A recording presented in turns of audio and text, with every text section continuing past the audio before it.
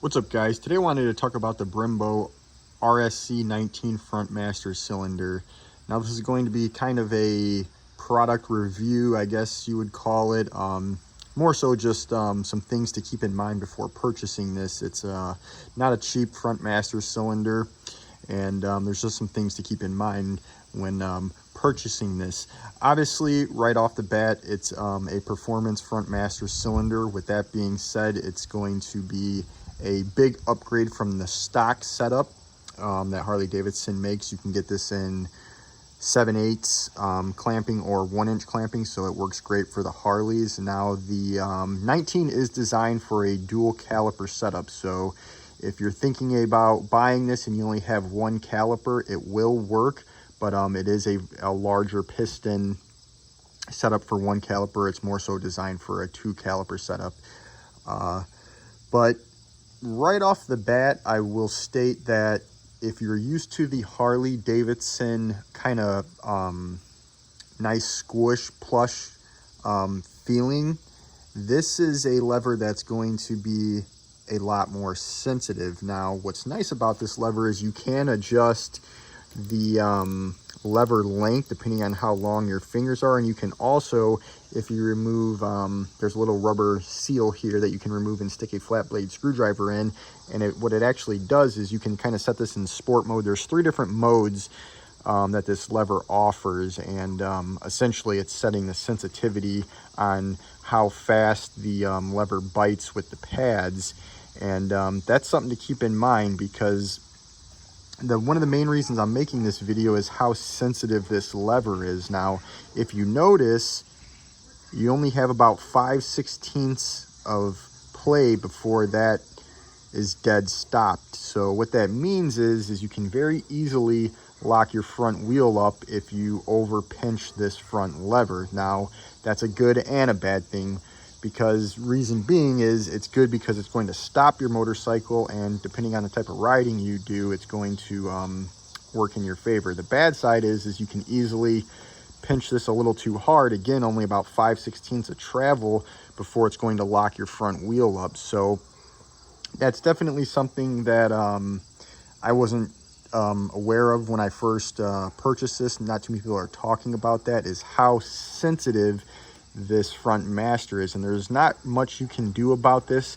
I am running a single line into a pretty much 2-into-1 setup. How I'm running this, there's a lot of guys that run a dual line setup straight to the caliper, double banjo fitting, and that actually increases the performance as far as brake feel and lever feel. So if I was running a true dual line to the calipers, this would even be more sensitive, and I personally don't like that.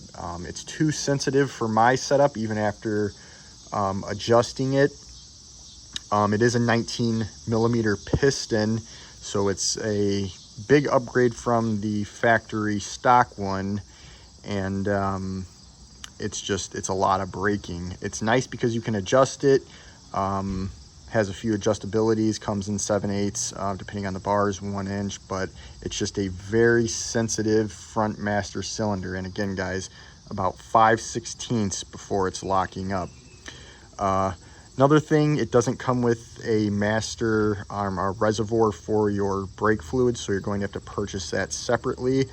That's a little upsetting considering the price on these bad boys. So if you do go to purchase it, make sure you purchase a reservoir for it, and make sure you guys use Tygon, I believe is how you pronounce that, rubber. When it comes to installing these, you don't want to use normal just rubber for these. The brake fluid will deteriorate over time and destroy itself, so keep that in mind. Like I said, guys, it's an expensive front master cylinder, and it works great. It does its jobs. It performs well. It's a very sensitive pinch. Very sensitive. As always, guys, let me know what you guys think about yours. I do have another front master cylinder that I am going to be running, actually. I'll do a product review on that, the Magura HC1. And what's nice about this kit is it comes with everything. It comes with the master. Comes with the reservoir and everything. Now this is an 18 millimeter piston in this one, so I should get a little more squish out of the lever and kind of give it a little bit more of a factory Harley Davidson feel, but also being an upgraded Master. So I'm going to try that. I'll do another product review, more so just what I experience with it and how it works or whatever. But I'll get it on the bike, definitely put some miles on it before I make this video. I've had this lever for about 1.5 years, so I figured it was time to give it a review. I'm going to switch it up and see how it goes, and I'll get back with you guys on it. As always, guys, please like and subscribe. Thanks.